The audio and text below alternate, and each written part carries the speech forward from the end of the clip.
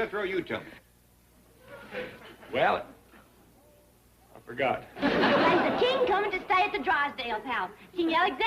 Yeah, now I remember. Let me tell him. Well, I'm telling him. You ain't. Ain't. Hold on now, Jethro. You tell me.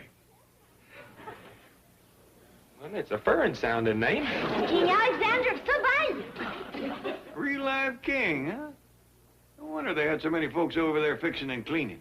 Yeah, Miss Drysdale even hired us. To do what? Stay away. Take that back to her and... Hey, now, wait a minute, Uncle Jed. We can make a lot of money if you'll just play along. What you mean? Well, she said she'd double this. If we could keep you and Granny out of sight, too. Good morning, Chief. Good morning. Get someone to sit in for you. I want you to drive me to the yacht harbor. I'm meeting Margaret down there to pick up King Alexander. How exciting. And you look so handsome. What is that medallion you're wearing? Oh, that's Margaret's idea. She thought when I met the king I should be wearing a decoration. It's very impressive. Where did she get it? From my den. It's an ashtray. Watch it, Miss Hathaway. I'm up to here with this nobility business, and I haven't even met the royal jerk yet. Chief, what about Ellie Mae? Your wife says King Alexander is one of the world's most eligible bachelors. Worldly, handsome, witty, charming. Look, those things don't count when we're talking about a lifetime companion for my sweet little Ellie. Well, naturally, he'd need other important qualities to make him a good husband. Right, and he doesn't have them. No? Not a nickel. That's not what I meant. But why do you say that? Because I've checked every financial rating book here, and he isn't even listed. Well, he probably has a secret Swiss bank account. Alexander is the last of the big-time monarchs, always at one resort or another, on a yacht somewhere. Really? Yes, I've read that he's worth billions. Billions? Well, maybe he's a man of good character after all. Good character or good credit? There's a difference. Miss Hathaway, what if the king and Ellie Mae were to fall in love and there was a merger? I believe you mean marriage. Yes, we've got to introduce them right away. But Chief, it will take time to teach Ellie enough protocol even to meet the king. Sir Milburn Drysdale, banker to the Royal Majesties. Oh, with the king's billions and the Clampetts' billions in my bank, I can wheel and deal with the big money boys.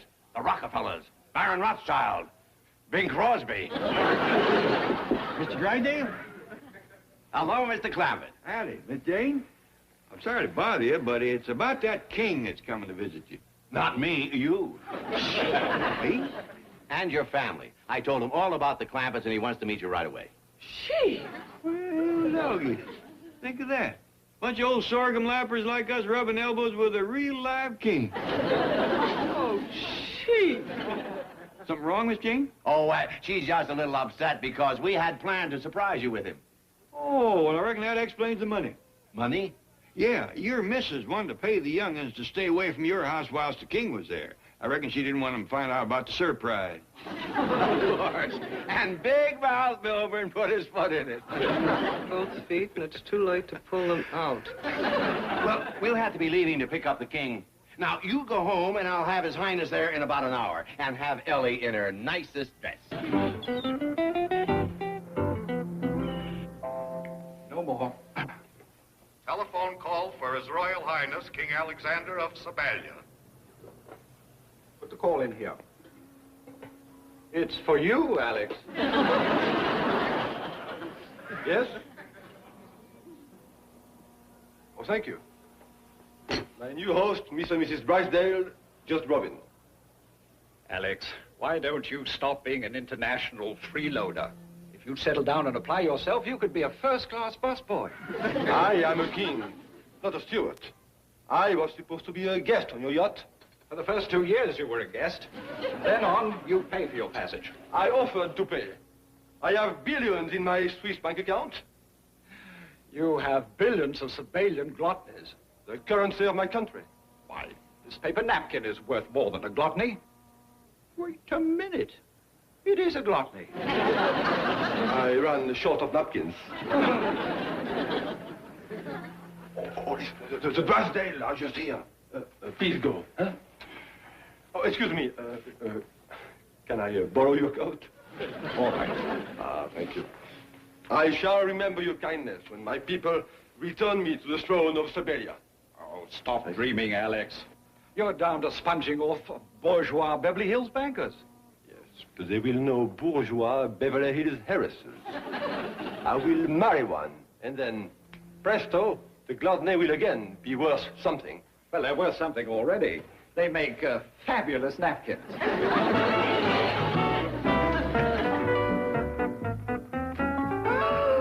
Your Majesty! Mr. and Mrs. Drysdale, you may rise. Help me. We are very honored to have you stay with us at our home, Your Money. Your Majesty. Yes, Your Grace. We feel a great kinship to the aristocracy.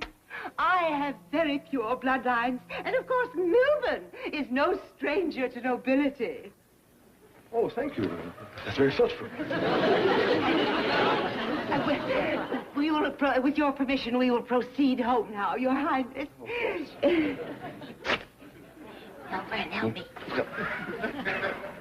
What a scene. Miss Hathaway will have to drive me home. You bring His Highness in the limousine. Of course, my dear. Excuse me, Your Highness. Speaking man to king, I've heard you're worth billions. Is that true? Quite true. Oh, really? Well, I know a family you must meet. If you like. Oh. Shall we?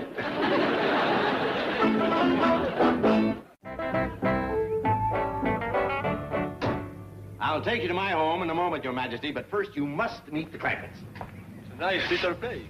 Is there a Miss Clampett? Yes, and I think you'll find her most unique. Not what you'd expect from the daughter of a multimillionaire. Multi? Is that in dollars, drachmas, rubies, what? Dollars. No, they're just one of my smaller accounts at the bank, 70 million or so. 70 million? Of course, that's nothing compared to your assets. Fortunately. I beg pardon? Fortunately, I have learned the common touch. I am looking forward to meeting Miss Clampett. Oh, her name is Ellie. Just pretend he's company from home. It ain't the same. Jethro says that kings wear gold crowns and fur-trimmed cakes and... Come in. Come in, Your Highness. I seem to have lost my money clip. You see, he ain't nothing to get all boggled over. You can say that again. I look outside. May I present His Most Royal August Highness, King Alexander of Sabellia. Howdy, I'm Jed Clampett. Oh, Mr. and Mrs. Clampett? Oh, no, we ain't married. Oh, but then you must be the beautiful lady I've heard so much about. Miss Clampett? Ellie, what an exquisite creature you are. Silver-haired beauty. Ellie. Granny, he thinks you're Ellie. Say something. Oh. In good time, Jed. All right.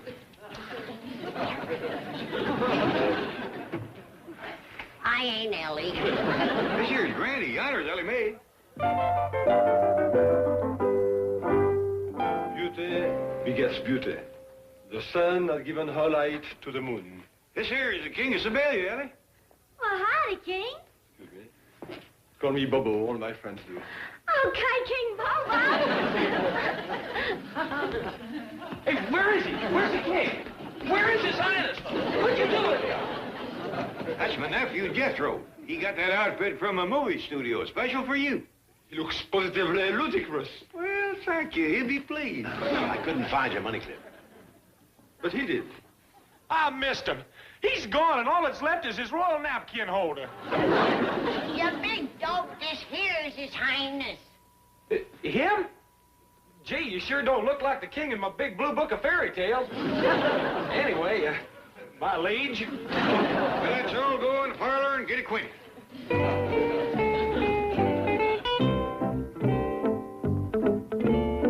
Hello, Miss Hathaway. Chief, where have you been? Your wife has been phoning every 5 minutes since I took her home. She thinks you kidnapped King Alexander. For once, she's right. And he couldn't have cared less about protocol when he saw Ellie Mae. Well, I hope there's no language problem. What do you mean? Those two can speak in a universal language. You mean love? Money. Milburn? Quick, lock the door. Hello, Uncle Milby. Doreen, what are you doing in town? The question to be answered is, what have you done with His Highness? I asked first. What is she doing here? She's my niece, and I asked her to fly here and be King Alexander's companion during his visit. Companion? What about getting married? You are already married. No. She no more. Poor little thing. She rushed into it before she was ready. But I'm not bitter. Maybe my next husband will be Mr. Right.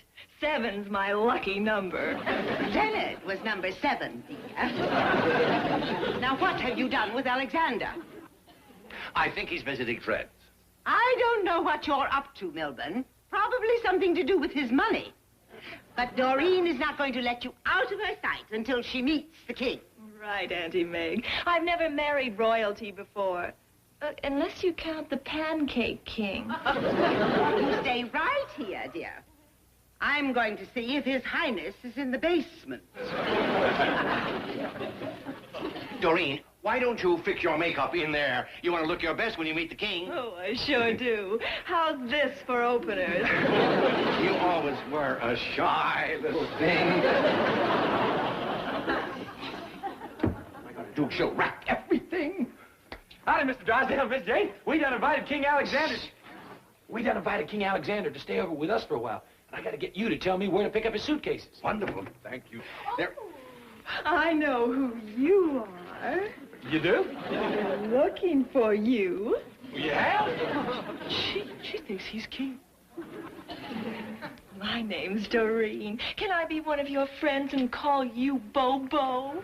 Shucks, you can call me Gatorface if you want to. Bobo's okay.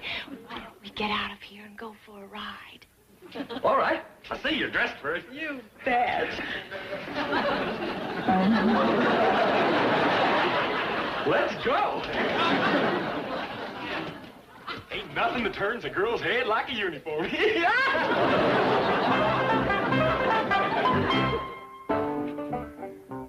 Ah, Ellie Mae. Look at these hands. These little hands. Diane's kind of small for a man. You are driving me mad. I am? Believe me, you are. My sweet. My angel. Ah, Ellie Mae. Hey, why you always kissing hands? Ain't you never heard of kissing on the lip? Ellie. Sorry, I hope I didn't hurt you. Why did you do that?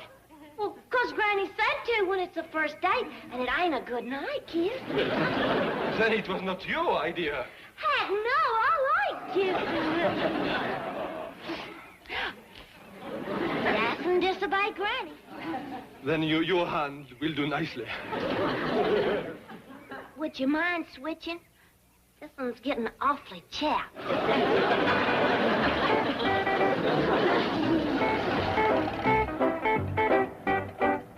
Well, here we are. This is the Drysdale place. I thought you owned all sorts of fabulous sports cars. Oh, no, just this one. Thanks for the ride. Yeah, now I'll pick you up right here for our date tonight. But I thought you were staying here, too. Oh, heck no. Already live next door. Oh, that's a break. What are we going to be doing tonight? Oh, I got some real big plans. We's gonna go frog hunting. Frog hunting? But you're the king. Yeah, I am pretty good at it. Sure aren't what I expected. This truck and frog hunting tonight. And as for your famous wit, I've only seen half of it. Thank you. I ain't even warmed up yet. Well, till tonight. Yeah, and where's some old shoes? Thank you.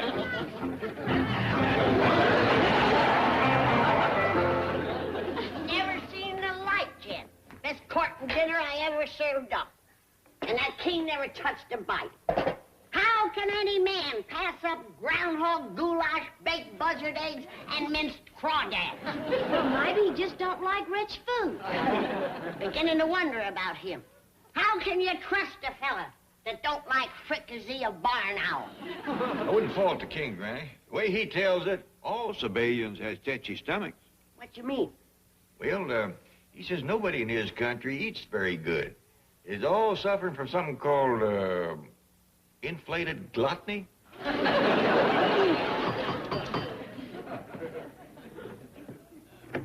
Oh, thank you, Your Majesty. I heard you were staying, so I dropped by with your luggage. I'm sorry that there is so much of it. I am carrying several suitcases full of currency. Really?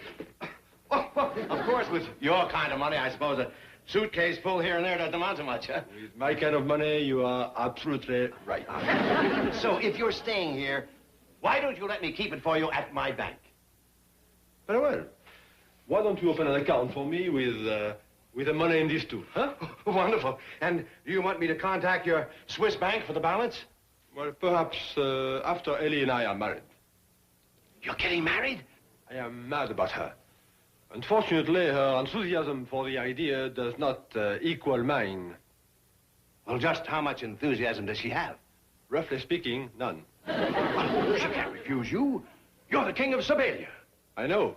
But to use her exact words, she said, that don't cut no mustard with me. Well, pardon me, Your Highness.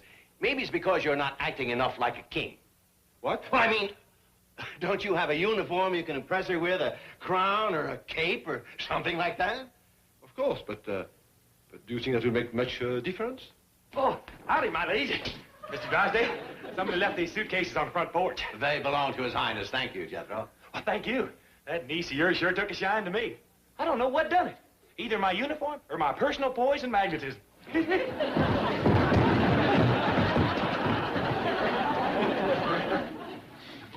Maybe it would help to wear my cape and crown. Here we are, Miss Hathaway. King Alexander's first deposit. In cash? There must be $100,000 in each of these. He's got $3 billion more. Wait a minute. What's this stuff? It's Siberian currency. King Alexander's a billionaire, all right, in gluttonies. Well, it must be convertible to dollars. Look it up in the exchange rate. I am. Let's see. Francs, guilders, gluttonies. Yes, they're worth 4 to the dollar. Well, that's still almost $1 billion. No, Chief, the rate is 4 tons of gluttonies to the dollar. Wait, there's a footnote. This rate is good only during world paper shortages. The rest of the time, they're absolutely worthless. Chief! Oh, don't take it so hard. You're not out anything. I may be out the Clampetts. That royal thief is up there right now sweeping Ellie off her feet, and I told him how. That's the gluttony. Maybe we're not too late. Ellie, I am a king. I offer you a life of complete luxury. Never again will you wear blue jeans. You will always be at the height of fashion. Only the nobility will speak to you. They will call you Your Majesty. Silence. Servants will wait on you hand and foot. You will drink vintage wine and eat gourmet food. You will do no work. You will sleep till noon every day. You will lack for nothing. Now say you accept. I'm sorry, King, but it sounds just awful. You are refusing me? Yes, Your Majesty. But I ain't. What? I was listening to the whole thing, and boy, that's a lot for me.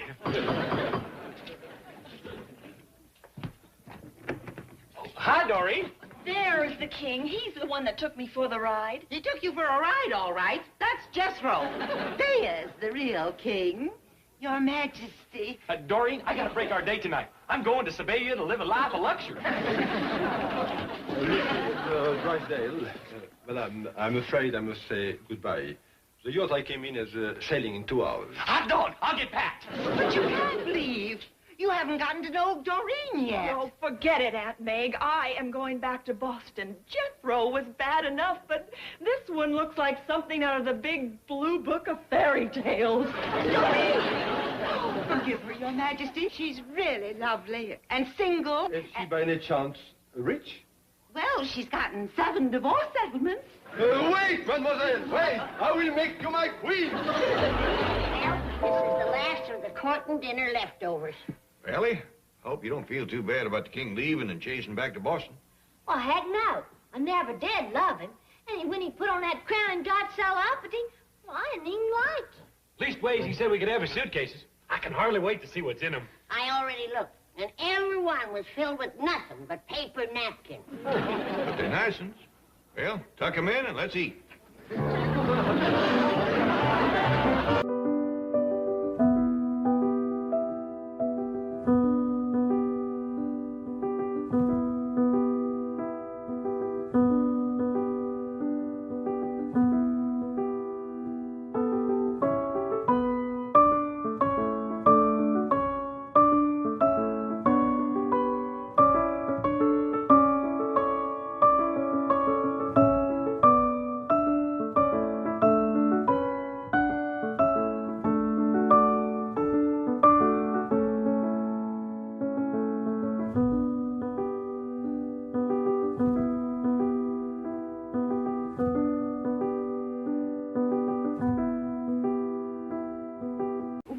I hear about the children's zoo returning your gift. Yeah, how about that? A baby hippopotamus worth thousands of dollars, and they sent it back. Well, I don't understand. Neither do I. You try to do something nice for the kids, give them some pleasure, a little advice. Advice? Well, I didn't give them just a plain hippo. I gave them a hippo with a message.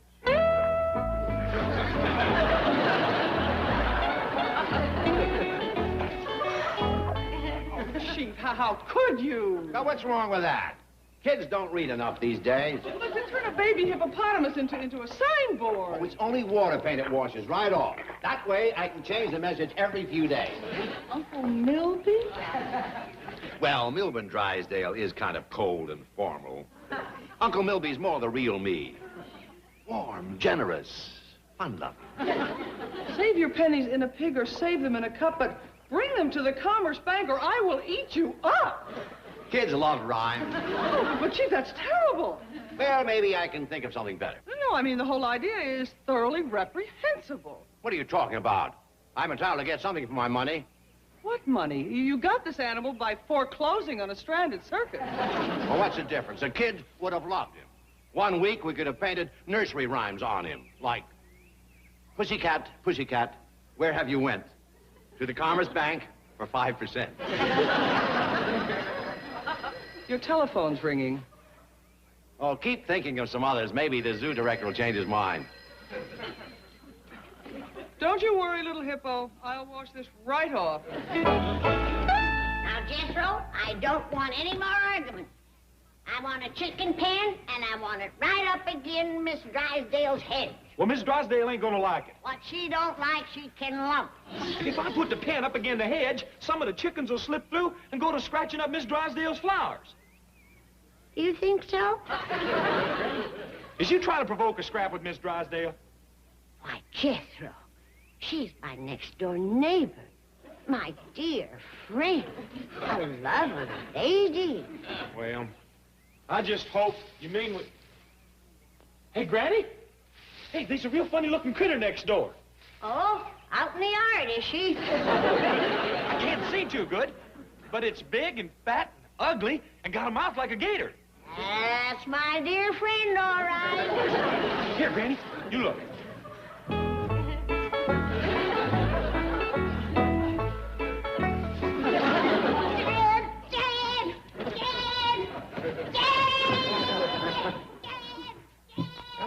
Was that your granny yelping or one of your critters? Well, sound like Grin. Annie Mae, Gin, who is it complains when I tries to raise chickens in the back? Miss Drysdale. And who is it squawks when I tries to raise a cow? Miss Drysdale. And who is it screams to a high heaven when I try to run a goat or a sheep? Granny, what are you getting at? I'm getting at this. That spiteful woman has turned her backyard into a hog lot. A hog lot? Granny, Miss Drysdale wouldn't touch a hog with a 10-foot pole. She's got one now that she better not try to touch without a 10-foot pole. What you mean? We raised us some big porkers back home in the hills.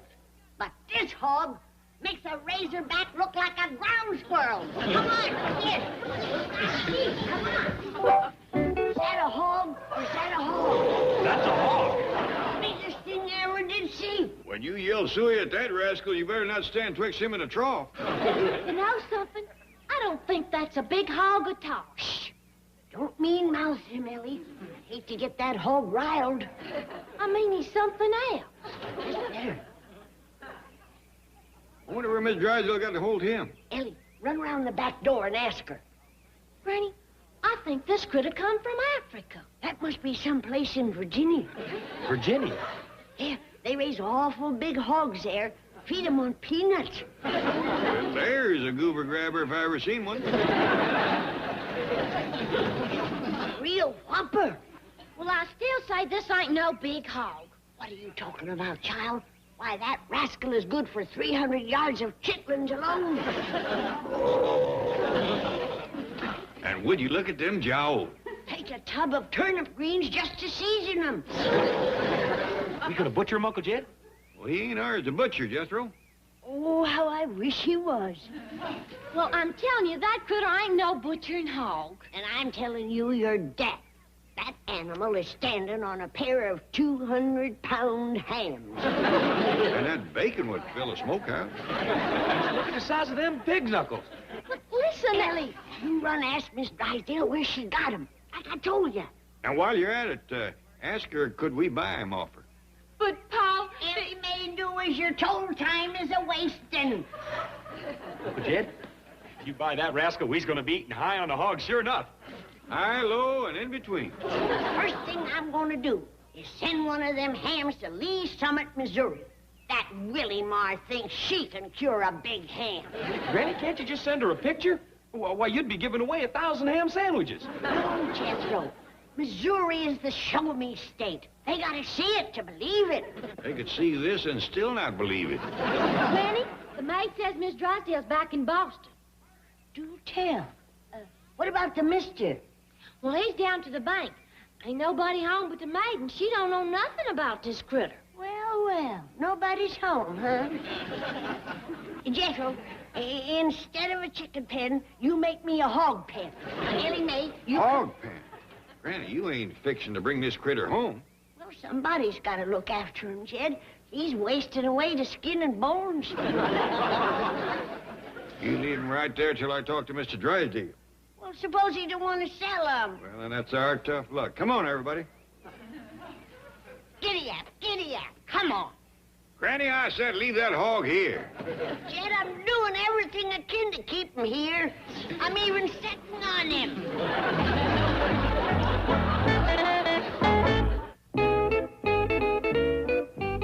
Chief, I just spoke with the director of the Children's Zoo. He absolutely will not permit bank commercials on his animals. Then I say no more zoo commercials on our money. Zoo commercials? Yes, did you ever hear of the buffalo nickel? What about the eagle on the quarter? Chief, you are sick. You bet I am.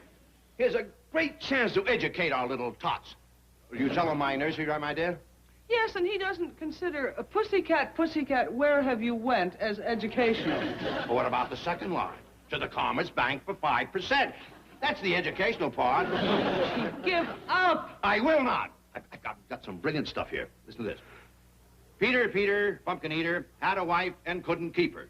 Got a loan from Uncle Milby, now they always happy will be. Here's another one. Tom, the pauper's son. That's the piper's son. This kid is a pauper's son. So his old man borrows money from the Commerce Bank and strikes it rich. Oh, now, here's a good one right here. Little Miss Muffet sat on a tuffet, figuring her interest rate. Along came a spider and sat down beside her and said, hey, this Commerce Bank is great. Wait. That may be the zoo director with a change of heart. Melvin Drysdale speaking. I see somebody stuck there with a sick hog. Sick hog? Oh, he's in bad shape, Mr. Drysdale. His bristles have all fell out, and his tail has come on kink. Oh, I grant you he looks big and fat. But that's because he's a windsucker. All bloat. Take my word for it, Mr. Drysdale. That hog is dying of the epizootic. Oh, Granny, you must mean the hippopotamus. I mean the epizootic. Tell you what I'll do. I'll buy him from you, just for the hide and the tallow. Mr. Drysdale, I hope you'll forgive Granny for trying to shuck you out of your hog. We'll call you back. Bye. Come on up here.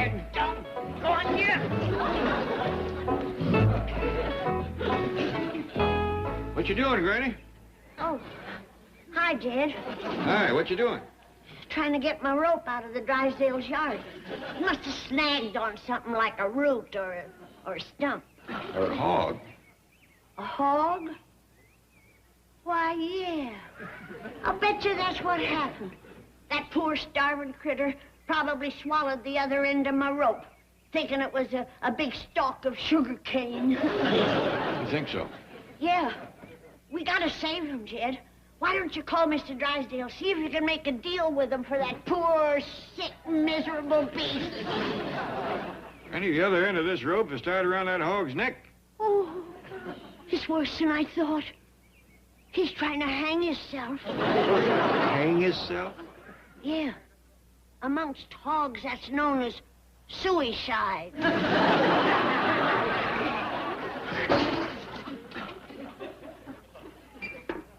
What you been whitewashing?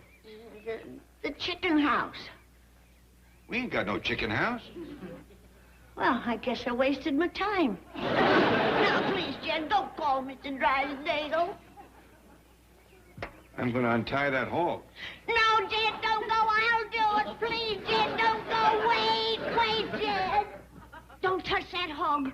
You'll get the epizootic, sure as shooting. That hog ain't got the epizootic, and you know it. Well, he's got something that's about to kill him. Yeah, you. Well, whatever give you that crazy notion? Well, let's say it's the way you got him whitewashed.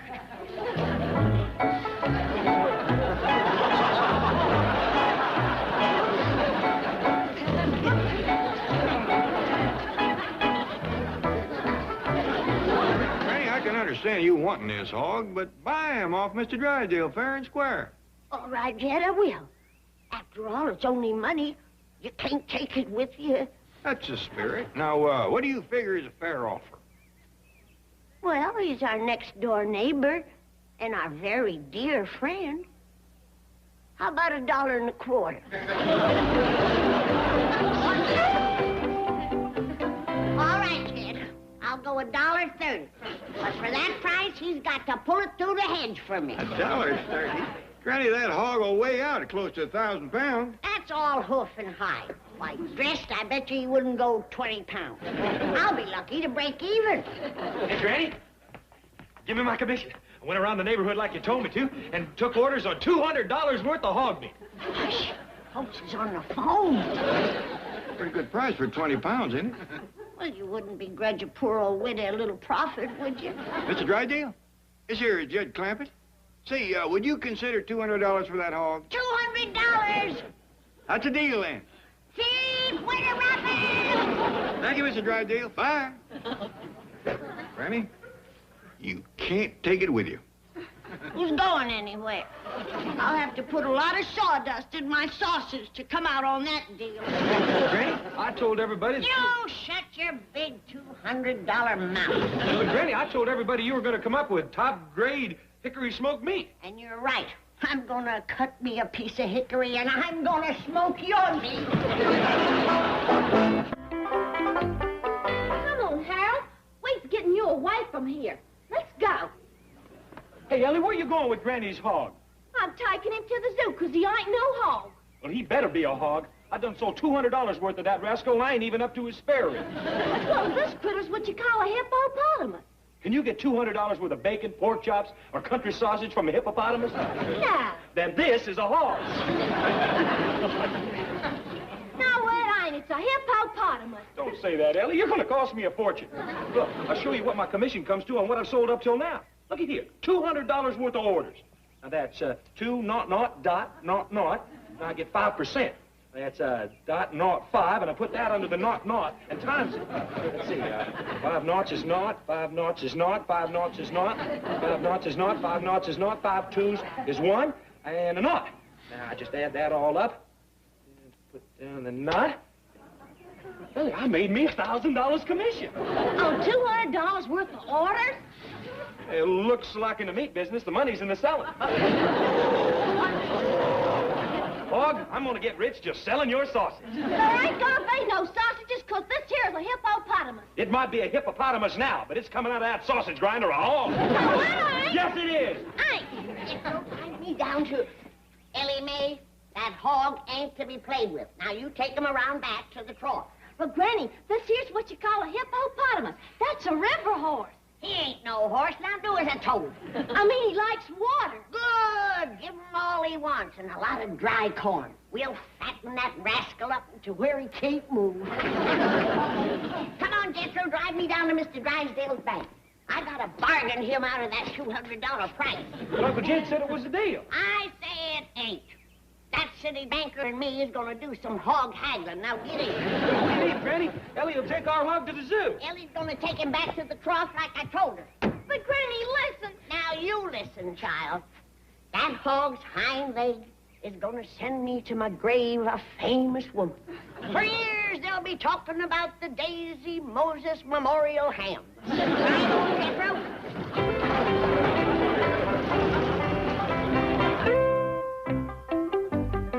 Chief, the owner of the circus just called. Oh, good. Did he get the bank commercial tattooed on my fat lady? Of course not. He wants to know if you'll take a baby elephant off his hands. No, I won't. The Children's Zoo would love to have it. They would, eh? Well, maybe we can work something out. Now, let's see. A nickel drop into my trunkle. Draw 5% from sweet old uncle. No, Chief, no. I have told you the Children's Zoo will not permit you to paint bank commercials on their animals. Then they don't get the elephant. No more, Mr. Nice Guy. Chief, listen, please. It seems that the baby hippo and the baby elephant were inseparable companions. And now the baby elephant is pining away for his friend. They should be together. But how can they be? I just sold the hippo to the Clampetts. They think it's a big hog. Hey, wait a minute. Maybe I can tell them the elephant is a long-nosed calf. Can we come in? Granny, Jethro, how are you? How's that big hog? He's too darn high. That's how he is. You hornswoggled Jed out of $200 when you sold him that puny hog. Puny? But you... Speak when you're spoke to. Now, you and me is going to do some hog haggling. There's no need to, Granny. You can have him free. Oh, no. I came here to haggle, and we's going to haggle. Now, you set a price, then I'll make an offer. Then we'll lock horns and go at it. Granny, if he's willing... You listen and learn, boy. I'll show you how it's done. All right, let her fly. I'll sell you the hog for $50. I'll give you 10. 40. 20. 30. 40. 40. 50, and that's my last offer. Well, all right. So... Adam, he don't know what hit him. But, Granny, he was going to sell you the hog for $30. Didn't learn a thing, did you? I'll see if I got $50 in my reticule. You might have to carry me for part of it. Oh, no problem. Oh, Granny, as long as we're dealing, how would you like to buy a long-nosed calf? Oh, no. No, Chief. You are not going to sell her that. But if she wants it? No, I absolutely will not let you. Jethro, you are now watching the oldest trick in the haggling business. You see, she, pretending that she wants the calf, is supposed to make me want it all the more. That's what they call chumming the sucker. Here's your money for the hog. We'll talk about the calf some other time, when your partner ain't around. Well, I'll be right with you, Granny. Mr. Drysdale, I'm going to open up a big account with you. Yeah, I'm making money hand over fist. Wonderful. How are you doing it, Jethro? Well, selling meat on commission. I made $1,000 already today. What kind of meat are you selling? Oh, hickory smoked ham, bacon, chops, ribs, you name it, I got it. Well, then, put me down for $50 with the bacon and ribs. I'll take $20 worth. Hot dog. 50 and 20. Naught, fetch down the naught. 5 and 2, fetch down the 7. Times dot, naught, 5. I done made another $350. Jethro, when do we get the meat? Oh, quick as Granny butchers that big hog you done sold her. What did he say? He said, quote, quick as Granny butchers that big hog you done sold her, unquote. I thought that's what he said. I'd better get Mr. Clampett on the phone and tell him to stop Granny. I'll say you'd better. And if anything happens to that hippo, Uncle Milby will be Uncle Mud. Strike the water, don't you, Harold? Granny's scared of it, so we safe in here. Ellie Mae's drowning my hog. Quick, Jethro, jump in and pull him out. Give him mouth-to-mouth recitation. I ain't getting close to them jowls till he's on a plate. He won't drown, Granny. He likes the water. She done turned him into a pet. Forget him, Jethro. By the time he gets out of the water, he'll be ruined. There ain't no market for soggy sausage. Granny, how's the hog? Is he all right? Oh, he's fine. He's fine. We just given him a bath. I tell you what. I'll trade you my big, clean hog, even up, for your dirty little long-nosed calf. It's a deal. Chief, both those animals are going to the children's zoo. You promised. Oh, well, all right. Back to Mr. Nice Guy.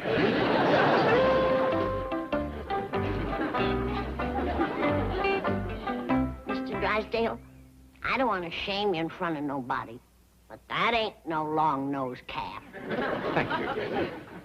But that zoo sure is getting a prize-winning hog. Chief, I just spoke to the director of the children's zoo, and the truck is on its way. Fine.